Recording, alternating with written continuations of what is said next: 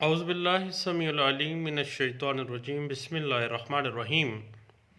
آج بات چل نکلی formal defects and other sufficient reasons کے حوالے سے، جو کہ آرڈر 23 رول 1 کی سب رول 2 کے اندر انٹرپریٹ ہو جاتی ہے۔ آپ کو پتہ ہے کہ آرڈر 23 رول 1 واضح کر دیتا ہے کہ پلینٹف کسی بھی وقت اپنا سوٹ واپس لے سکتا ہے جو اس نے کسی ایک ڈیفینڈنٹ یا ایک سے زائد ڈیفینڈنٹس کے خلاف فائل کیا ہے، یا اپنے دعوے کا کوئی ایک حصہ چھوڑ سکتا ہے، ایڈجسٹمنٹ کر سکتا ہے، اور اگر عدالت کو یہ یقین ہو کہ وہ دعویٰ کسی ضابطہ جاتی نقص یعنی فارمل ڈیفیکٹ کی وجہ سے حل نہیں ہو سکے گا، اس میں court is satisfied that the suit must fail by reason of some formal defect۔ formal defect کا لفظ آ گیا، یا عدالت کے پاس ایسی وجوہات ہوں جس پر اس دعوے کے کسی جز یا مکمل طور پر مقدمہ دائر کرنے کی اجازت دی جا سکتی ہے۔ اس میں ورڈ استعمال کیا گیا ہے that there are other sufficient grounds for allowing the plaintiff to institute a fresh suit۔ اب دو چیزیں جو زور طلب ہیں وہ ہے formal defect and other sufficient reasons، sufficient grounds۔ اب ہم اگر بات کو تھوڑا سا آگے بڑھائیں تو یاد رکھیے گا کہ عدالت کے پاس ایسی sufficient grounds ہوں جن پر متنازعہ شے یا دعویٰ کے کسی جز کے بارے میں مقدمہ دائر کرنے کی اجازت دے سکتی، دین عدالت کسی بھی مناسب شرط کے تحت مدعی کو اپنا دعویٰ واپس لینے اور دعوے کے کسی حصے کو سیٹل کرنے کی اجازت دے سکتی ہے، اور یہ اجازت دے سکتی ہے کہ وہ ترک کردہ متنازعہ چیز یا جز کی بابت نیا دعویٰ دائر کر سکتا ہے، اور اگر مدعی نے عدالت کی اجازت کے بغیر مقدمہ واپس لیا ہے یا اپنے دعوے کا کوئی جز سیٹل کیا ہے تو ایسی صورت میں اس متنازعہ چیز یا اس جز کے بارے میں نیا دعویٰ دائر نہیں کیا جا سکتا۔ اس حوالے سے جو زیر بحث بات رہی ہم دوستوں کے وہ تھا formal defect and other sufficient grounds. یاد رکھیے گا کہ فارمل ڈیفیکٹ کا جو لفظ ہے اس فارمل باضابطہ نقص کی طرف اشارہ کرتا ہے جو ضابطے کے اصولوں سے مطابقت نہیں رکھتا، کیونکہ فارمل ڈیفیکٹس کی وجہ سے مقدمے کے جو حالات و واقعات اور جو حقائق ہوتے ہیں وہ متاثر ہو جاتے ہیں۔ مثلاً آپ کو پتہ ہے کہ فارمل ڈیفیکٹ اگر کوئی پارٹی جوائننگ سے رہ گئی ہو یا مس جوائننگ میں رہ گئی ہو یا غلط جوائن ہو گئی ہو تو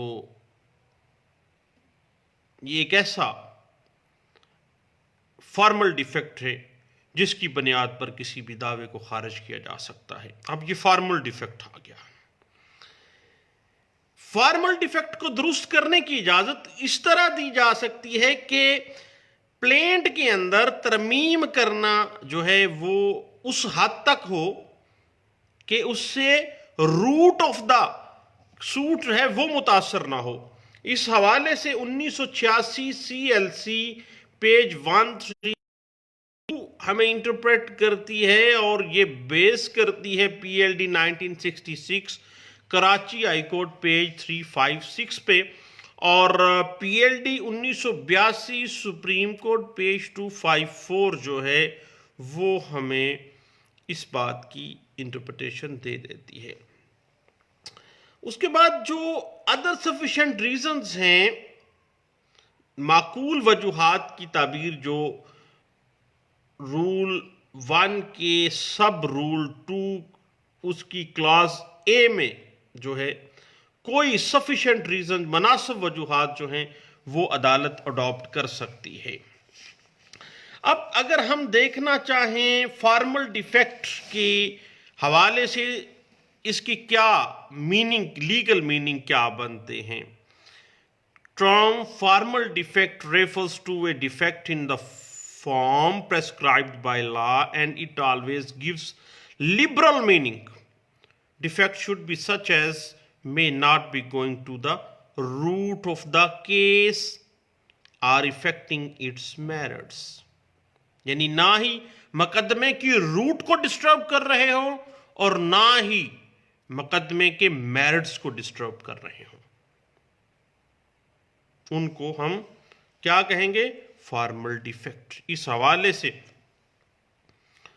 2009 سی ایل سی پیج 1295 ہمیں انٹرپریٹ کرتی ہے، اور بلیک لا ڈکشنری کے حوالے سے term formal defect relates to the matters of form used in the pleadings, indictments, affidavits, conveyance, and related to mood and form of style of expressing the facts involved in the suit.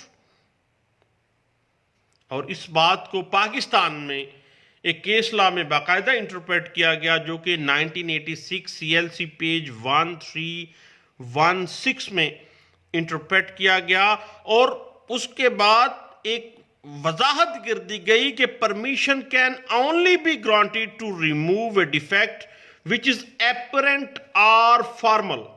If it is latent and touches the merits of the case, then permission to withdraw the suit on the score formal defect کو. اگر roots اور merits disturb ہو رہے ہیں، formal defect نہیں ہے. 2001 کے C M R page 148 جو بنیاد باندھتی ہے 1972 سی ایم آر پیج 203 کے ساتھ.